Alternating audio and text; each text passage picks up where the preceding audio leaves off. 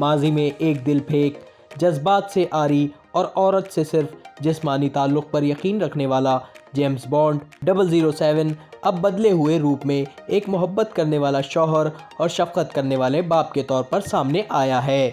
James bond ने ये मुख्तलिफ किरदार अपनी हाल ही में रिलीज़ होने वाली film no time to die में अदा किया है। जेम्स बॉन्ड सीरीज़ की ये वाहिद फ़िल्म है जिसमें जेम्स को एक सफ़ाक कातिल, अयाश मर्द और दिल फेंक शख्स के बजाय एक जज्बाती इंसान के रूप में दिखाया गया है। No time to die James Bond series की 25वीं फ़िल्म है जो डैनियल क्रेग की बतौर जेम्स बॉन्ड 5वीं और आखिरी फ़िल्म है। अमरीकी सिनेमाओं में इस फिल्म की नुमाइश जारी है।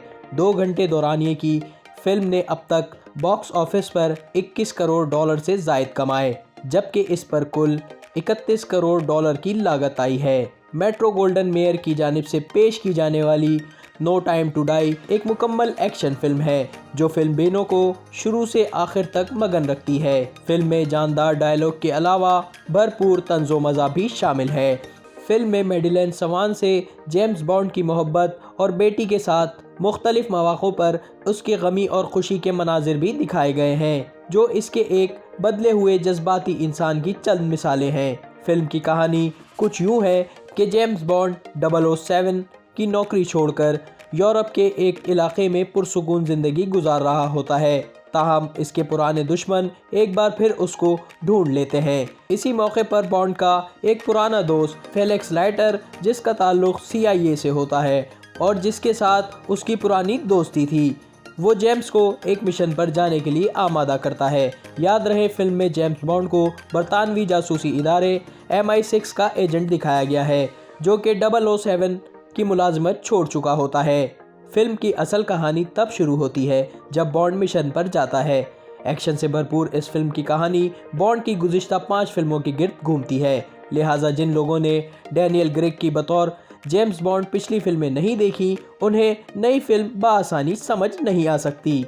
फेलिक्स, मेडेलिन, MI6 के सरबरा जेम्स के मावने खुसूसी क्यू और मिनी पेनी वो किरदार हैं जो इस फिल्म सीरीज़ की पिछले एक साथ में डैनियल क्रेग के साथ काम कर चुके हैं। नो टाइम टू डाई का इख्तिताम गुज़िश्ता फिल्मों से काफ़ी मुख्तलिफ है, जिसने जेम्स बॉन्ड सीरीज़ को पसंद करने वालों को उलझन में डाल दिया है और वो इस सीरीज़ की आइंदा आने वाली किस्त के बारे में वसूख से नहीं कह सकते कि इसकी कहानी कैसी होगी और आया डैनियल क्रेग दोबारा बतौर जेम्स बॉन्ड ज़ाहिर होंगे या नहीं। फिल्म में नो टाइम टू डाई का मरकज़ी विलन एक मौके पर जेम्स बॉन्ड को कहता है कि हम दोनों को ज़रूरत ने कातिल बनाया है, तुम्हारे पास किसी को मारने का लाइसेंस है जबकि मेरे पास ऐसी वजूहात हैं जिनकी वजह से किसी का कत्ल ज़रूरी बन जाता है। यानी हम दोनों का मकसद एक ही है कि दुनिया को रहने के लिए एक अच्छी जगह बनाया जा सके। ताहम फिल्म की कहानी विलन को मंतकी अंजाम तक पहुंचाकर ये दिखाने में कामयाब होती है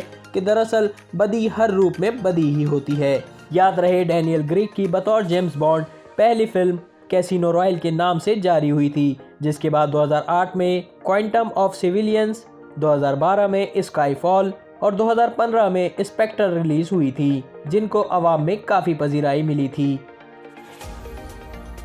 YouTube पर गूगली न्यूज देखने के लिए youtube.com की सर्च बार में गूगली न्यूज TV टाइप करें। गूगली न्यूज के पेज पर सुर्ख रंग के सब्सक्रिप्शन वाले बटन पर क्लिक करना ना भूलिए। YouTube पेज पर अपलोड होने वाली वीडियोस से बाखबर रहने के लिए बेल आइकन पर क्लिक कीजिए। आपको हर नई वीडियो के बारे में नोटिफिकेशन मौसूल हो जाएगा।